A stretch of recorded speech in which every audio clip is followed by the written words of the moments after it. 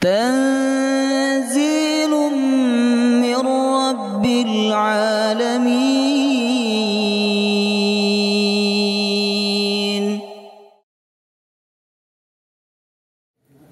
Bismillahirrahmanirrahim. Alhamdulillah wassalatu wassalamu ala nabiyyina Muhammadin sallallahu alaihi wasallam. Assalamualaikum warahmatullahi wabarakatuh. Ayyuhal ikhwah azakumullah.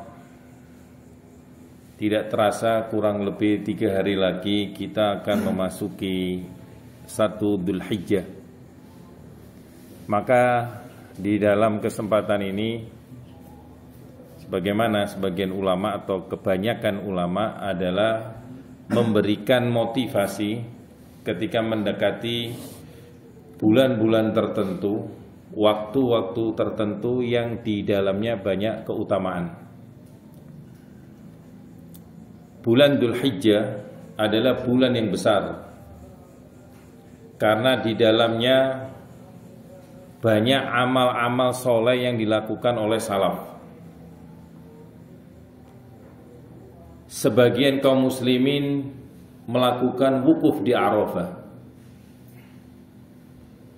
Sebagian kaum muslimin melakukan umrah untuk ritual kelanjutan daripada haji, atau bisa dikatakan haji yang mereka lakukan.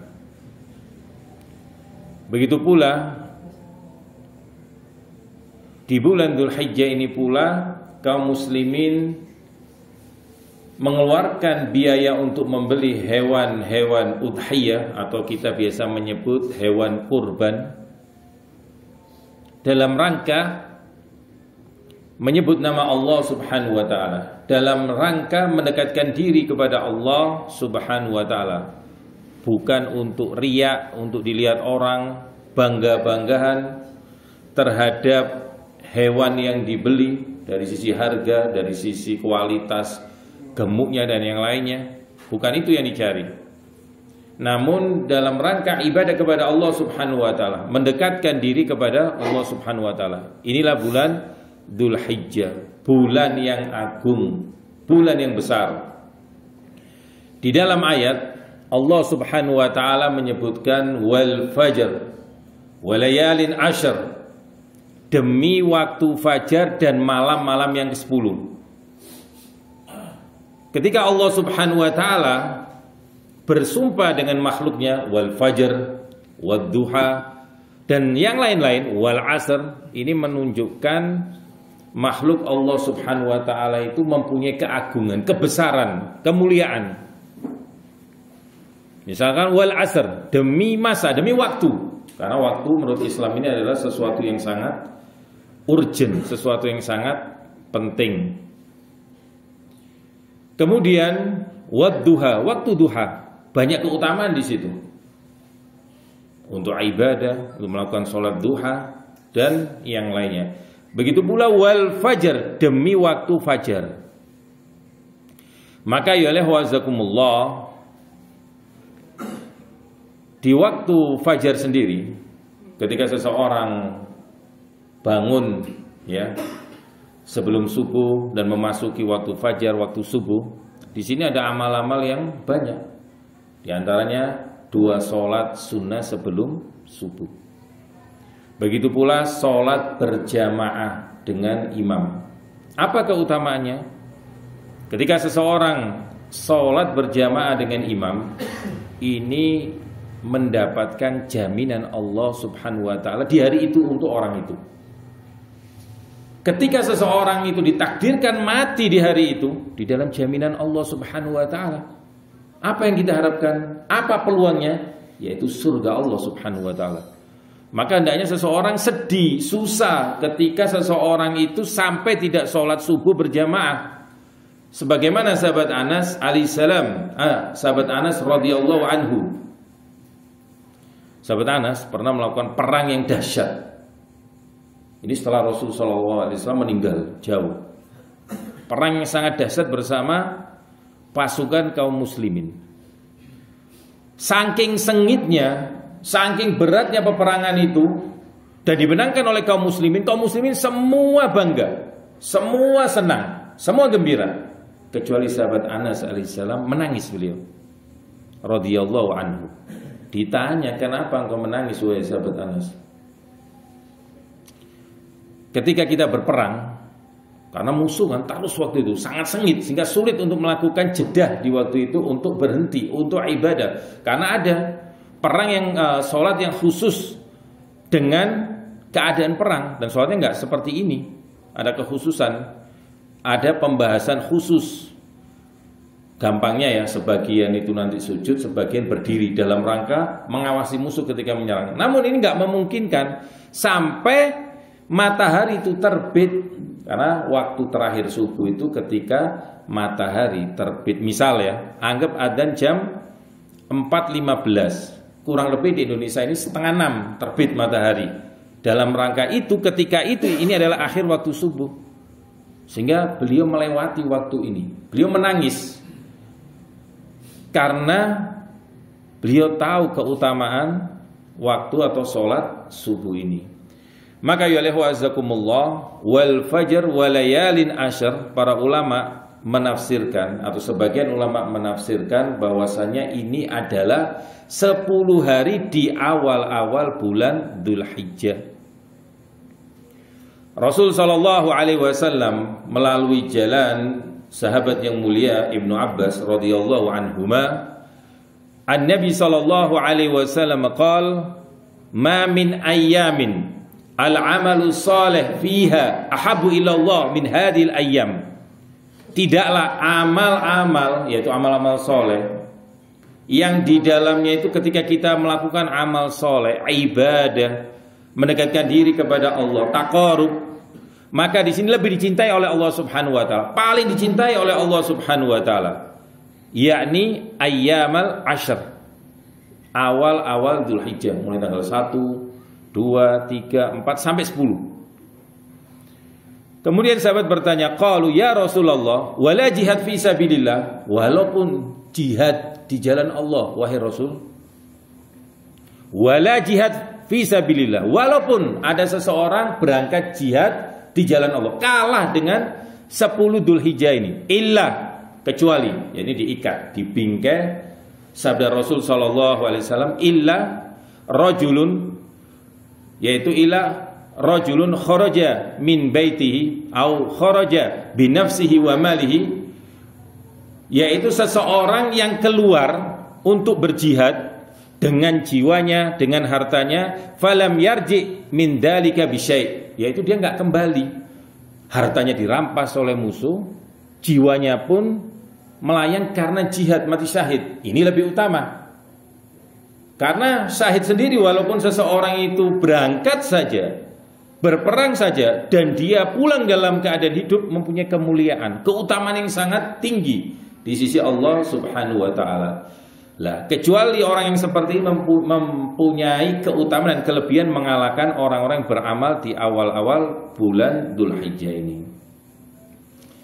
Maka ya wazakumullah, anggap ya, ini hari apa? Hari Ahad. Misal hari Kamis, misalkan ini Rabu ya, telah ditentukan ya, ini hari Rabu ini, misal ini Rabu misalkan, besok 1 Dzulhijjah, maka mulai malam ini sudah masuk tanggal Dzulhijjah. Biasanya kan waktu-waktu jam sekian penentuan untuk menentukan hilal 1 Dzulhijjah.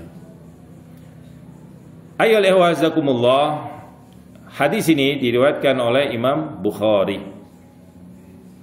Kemudian amal-amal apa saja yang bisa dilakukan, atau biasanya salaf melakukan amal apa sih di bulan Dzulhijjah ini?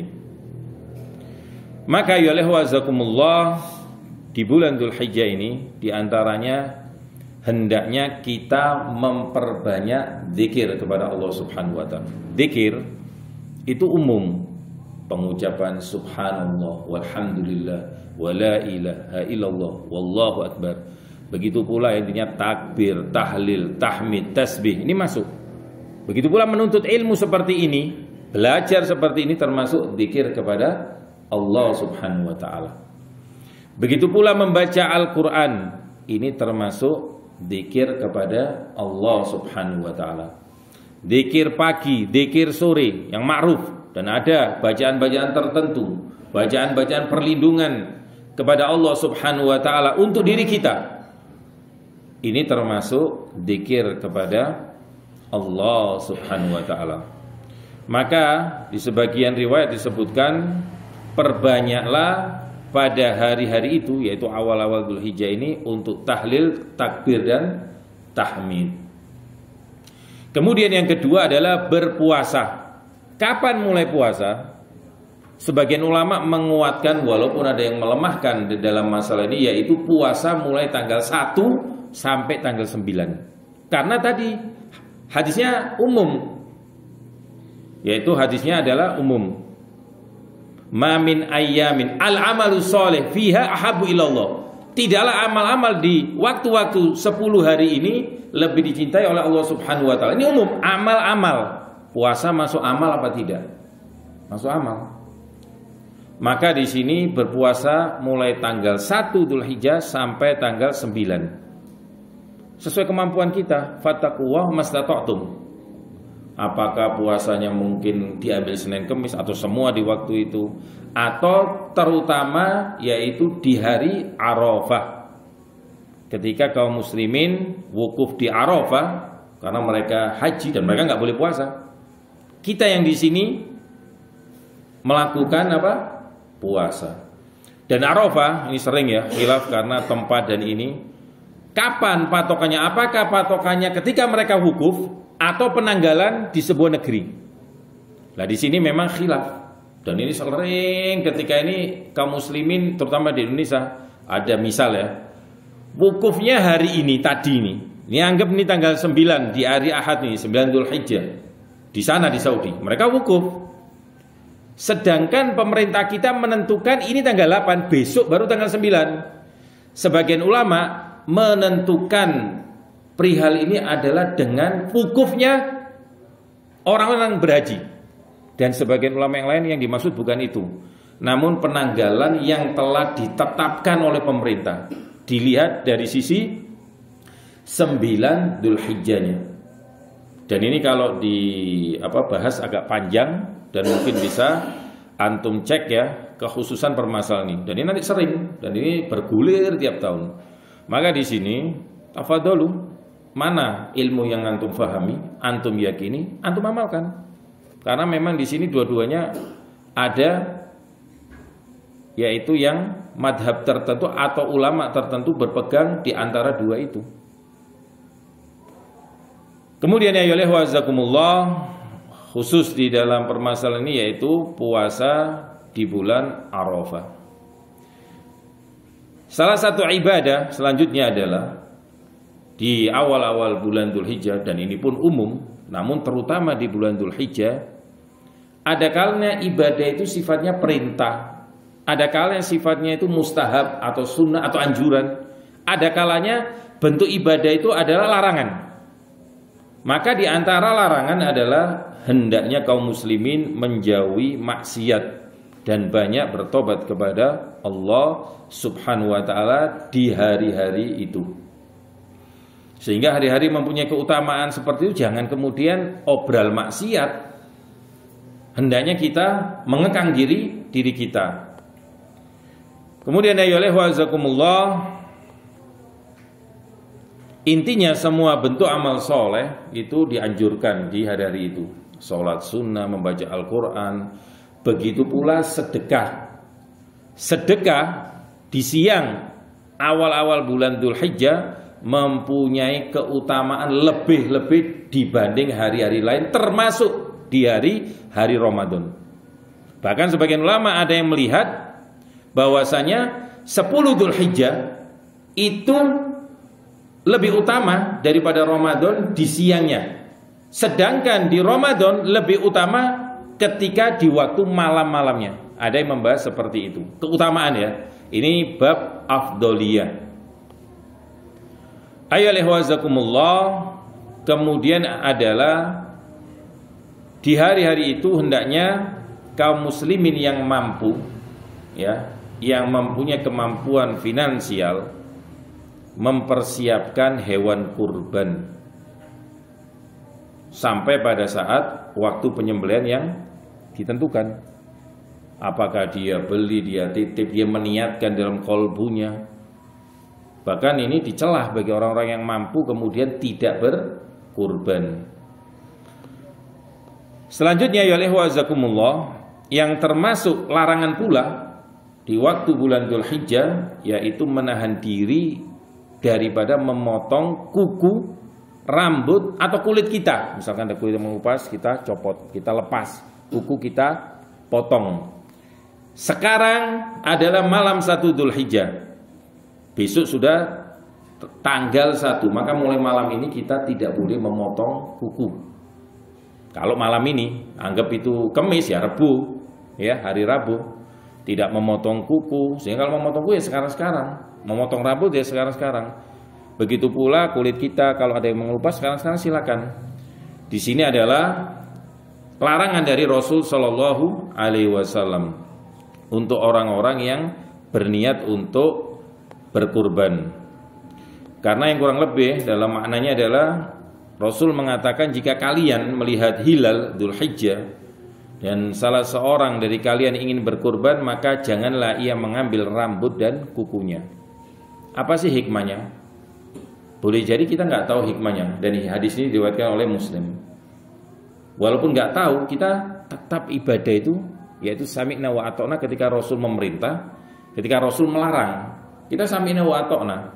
Sehingga kita nggak perlu mencari-cari sesuatu yang harus masuk akal kita. Namun sebagian ulama ada yang membahas apa sih hikmahnya.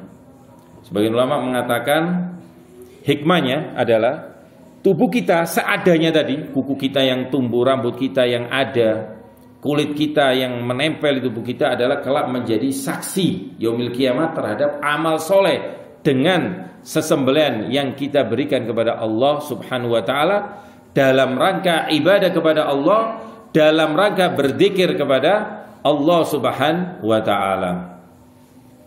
Ayyuhal ikhwazakumullah, inilah amal-amal di waktu awal-awal bulan Dzulhijjah. Kemudian amal-amal yang lain yang perlu kita ketahui berhubungan dengan takbir. Di bulan Dzulhijjah ada namanya takbir yang dinamakan takbir mutlak dan takbir muqayyad. Dikatakan takbir mutlak itu karena dia tidak terikat dengan sholat, bebas. Ketika kita di kantor, ketika kita di rumah, ketika kita di mobil, naik sepeda motor, ya, bahkan di pasar. Disebutkan di sebuah riwayat Ibnu Umar dan Abu Hurairah, beliau melakukan takbir di sebagian pasar di Madinah dan diikuti oleh kaum muslimin. Sampai disebutkan bahwasanya Madinah menggema dengan takbir. Jadi mulai tanggal apa? 1 Dzulhijjah. Makanya ini sunnah yang banyak orang nggak paham. Mereka berpikiran bahwasanya ketika takbir kalau Syawal itu malam Id saja. Kemudian ketika di bulan Dzulhijjah, yaitu ketika pada tanggal 9 Dzulhijjah di waktu subuh, di waktu sholat berjamaah mulainya ya, sampai hari tasyrik akhir. Ternyata ada 2 takbir, yaitu takbir mutlak umum, tidak terikat dengan sholat. Ketika kita jalan, ketika kita olahraga, kita bertakbir dan disuarakan terutama bagi laki-laki. Adapun perempuan cukup dengan suara yang lirih. Yaitu disebutkan takbir yang dibaca takbir mutlak secara bebas kapan saja, di mana saja, baik setelah sholat maupun tidak. Namun kecuali tempat-tempat yang di situ sebagian ulama melarang, seperti kamar mandi, toilet ya, yang kita maksud tempat-tempat najis. Sebagian ulama menyebut larangan-larangan seperti itu. Dimulai pada tanggal 1 Dzulhijjah saat masuk fajar. Sehingga ini malamnya malam 1 Dzulhijjah ya, bukan malam 10 Dzulhijjah Lebaran, bukan, 1 Dzulhijjah. Sehingga lebarannya masih tanggal 10 hari lagi. Di waktu fajar, saat masuk waktu fajar bebas ya, tidak terikat dengan sholat. Kemudian kapan berakhirnya? Ada dua pendapat. Sebagian berpendapat takbir mutlak ini berhenti terakhir ketika masuk waktu sholat Idul Adha, yaitu pada tanggal 10 Dzulhijjah. Sebagian mengatakan berlanjut sampai hari-hari tasyrik, yaitu hari tasyrik yang terakhir atau 13 Dzulhijjah. Gampangnya ya, misal 1 Dzulhijjah itu sama dengan 1 Juni misalkan. Maka kalau menurut pendapat yang pertama 10 Juni itu berhentinya sama dengan 10 Dzulhijjah. Karena kita membahasnya Hijriah. Karena orang yang tidak terbiasa membahas tanggalan Hijriah kadang bingung. Kemudian berhentinya menurut pendapat kedua, hari tasyrik kan 3 hari. Pendapat yang ma'ruf di kalangan kita, walaupun ada yang mengatakan hanya 2 hari. Maka tanggal 13 hari tasyrik itu setelah tanggal 10, 11, 12, 13, hari ketiga di waktu sholat asar. Maka itu adalah hari terakhir untuk melakukan takbir mutlak. Namun khusus takbir mutlak ini tidak terikat dengan waktu sholatnya. Beda dengan takbir muqayyad yang terikat dengan waktu sholat berjamaah. Adapun takbir muqayyad, dia terikat dengan waktu sholat berjamaah. Dia dimulai setelah sholat subuh pada tanggal 9 Dzulhijjah, ketika orang hari Arafah, ketika orang berpuasa Arafah itu tadi, dan berakhir setelah sholat asar pada tanggal 13 Dzulhijjah atau hari tasyrik yang terakhir. Inilah beberapa amal soleh ya, yang perlu kita motivasi untuk diri-diri kita, keluarga kita, dan teman-teman kita. Kita informasikan di dalam permasalahan ini.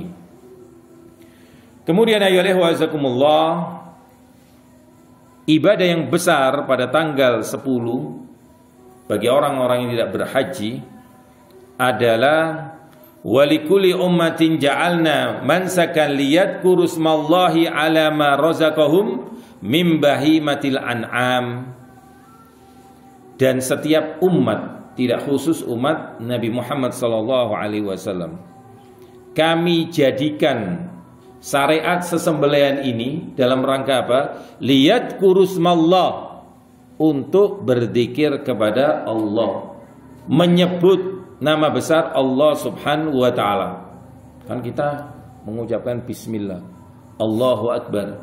Ini termasuk menyebut nama Allah Subhanahu wa taala. Ma razaqahum min bahimatil an'am, dari apa yang kami rezekikan dari hewan-hewan ternak. Hewan-hewan ternak.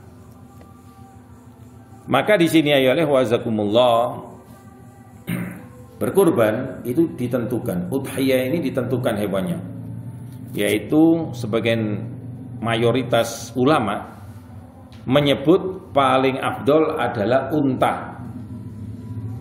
Yang kedua adalah sapi atau lembu. Kalau ditanya apakah kerbau boleh? Kerbau boleh, karena dia masuk dalam kategori lembu atau sapi. Kemudian kambing kacang, kemudian domba. 4 ini ya. Dengan ketentuan-ketentuan yang ada. Maka di sini tidak boleh seseorang kemudian anak berkurban kambing antum sudah layak kurban dari sisi umur dan semua, harganya berapa? 10 juta atau 5 juta. Anak kurban kudana harganya 1 M. Wa hatta 1 M ini nggak masuk kurban. Antum masuk sodako biasa. Bukan karena harganya. Loh, ini kuda Australia nih, oli nih, wa hatta oli, nggak masuk. Maka ya wazakumullah, hewan-hewannya telah ditentukan oleh Allah Subhanahu wa taala. Kemudian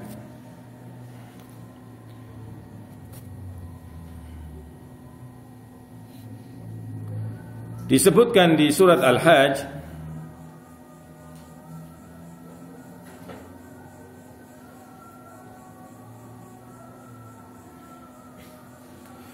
liyashhadu manafi'u lahum wa yadhkuru ismallahi fi ayyamin ma'lumat ala ma razaqahum min bahimatil an'am. Sama, agar mereka menyaksikan manfaat bagi mereka, diantaranya manfaat ya ketika di waktu-waktu itu, baik dari sisi dunia maupun dari sisi ukhrawi. Dari sisi dunia ada manfaatnya ketika orang ada transaksi jual beli kambing, sehingga di sini dalam rangka mencari apa? Mencari untung dan tidak tercela. Karena wa ahallallahul bai'a, jual beli dalam syariat ini adalah boleh. Boleh ya. Dan ini bermanfaat bagi orang-orang untuk melakukan ibadah, terutama yang dibahas di sini ya. Yang dibahas di sini adalah bahwasannya berhubungan dengan haji sebenarnya ini. Ketika orang-orang berkunjung ke Baitullah, Ka'bah, sebagai dorongan agar manusia bersemangat melakukan ibadah di dalamnya, maka Allah berfirman tadi, agar mereka menyaksikan berbagai manfaat bagi mereka, yaitu agar mereka memperoleh manfaat-manfaat agama melalui ibadah-ibadah mulia dan jenis ibadah yang hanya bisa dilakukan yaitu di Baitullah, serta manfaat-manfaat duniawi seperti berdagang dan memperoleh keuntungan dunia. Apa keuntungan diantaranya? Ya umum ya. Di antara misal orang-orang melakukan haji di sana butuh namanya hadyu. Kalau di sini udhiyah, sama berkurban. Apakah dengan unta, apakah dengan sapi atau kambing? Misal dengan kambing, sehingga ada jual beli. Orang berhajinya boleh beli untuk kambing, untuk membeli kambing tersebut. Ini manfaat dunia bagi orang-orang yang menjual.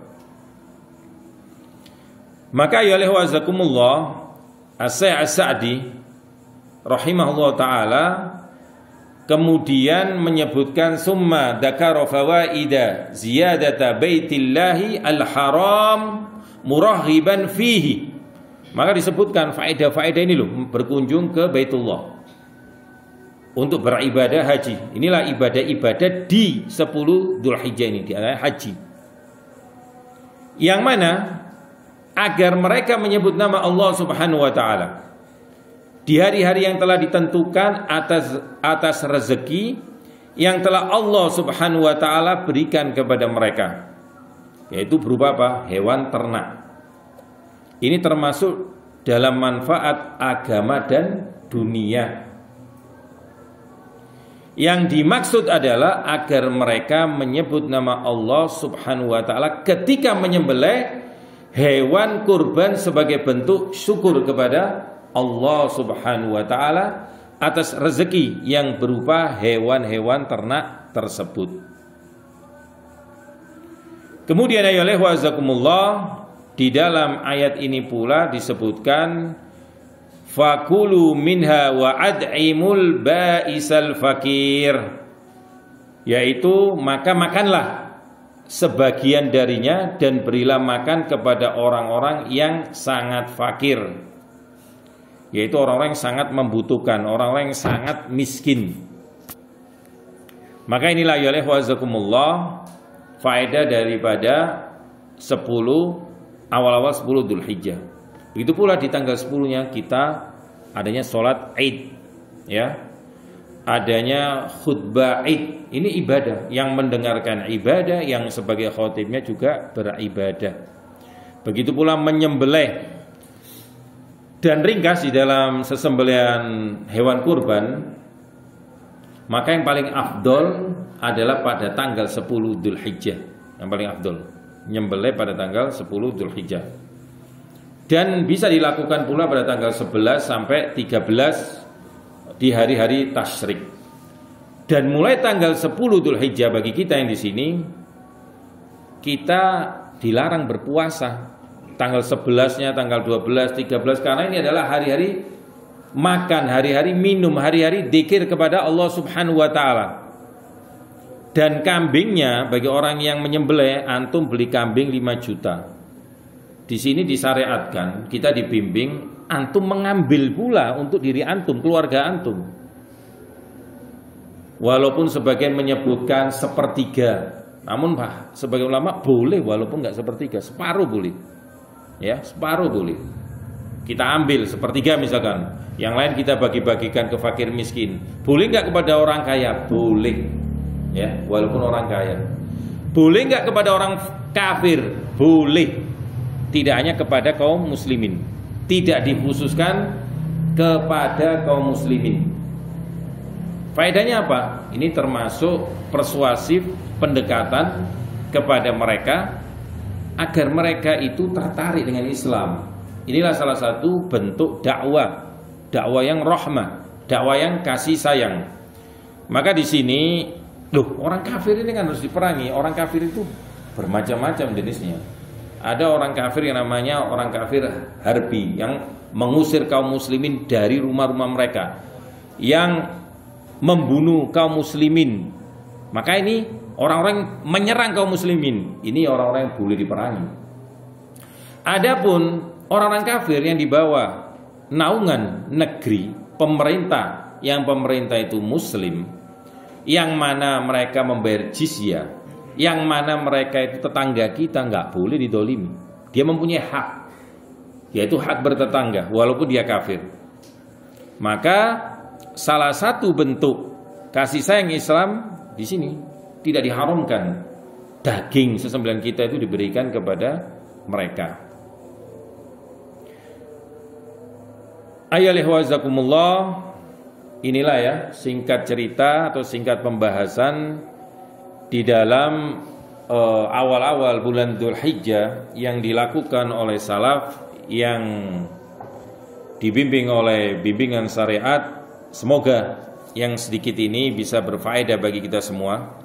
Semoga kita semua bisa mengamalkan, bersemangat, beribadah, beramal soleh, terutama di awal-awal Dzulhijjah ini.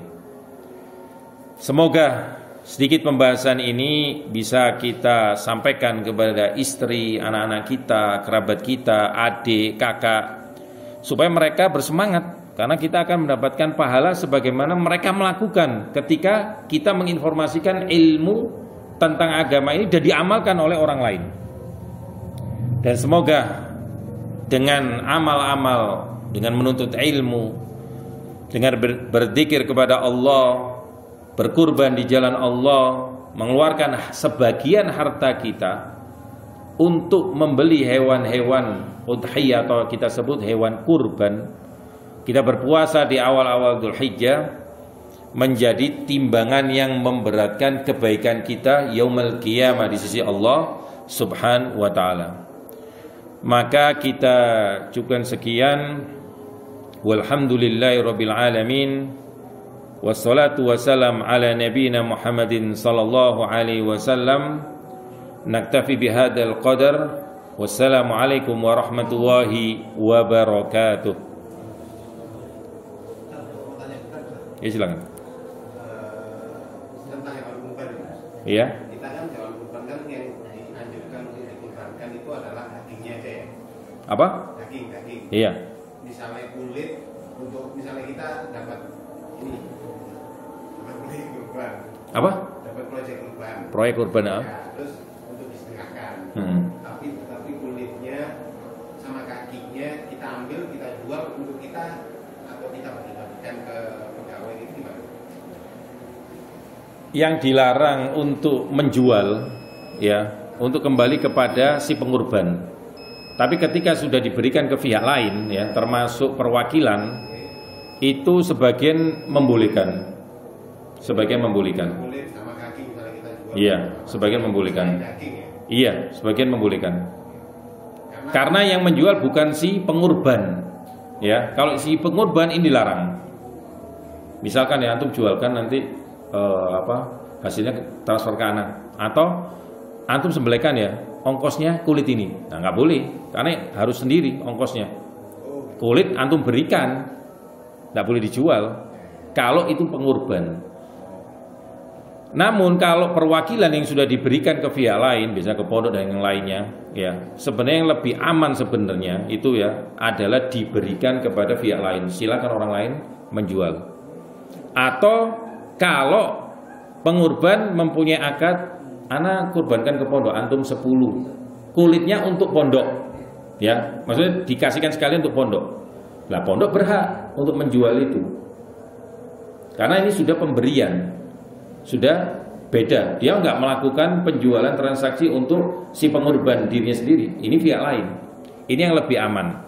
Makanya ahsan ketika orang yang mendapatkan anggap proyek atau apa itu tadi, dijelaskan di depan akadnya seperti apa dalam maksudnya supaya jelas. Misalkan diberikan, sehingga sudah diberikan ini. Atau misalkan nanti bagikan kulitnya khusus kepada fakir miskin, ya silakan. Misal si pengorban menyatakan itu.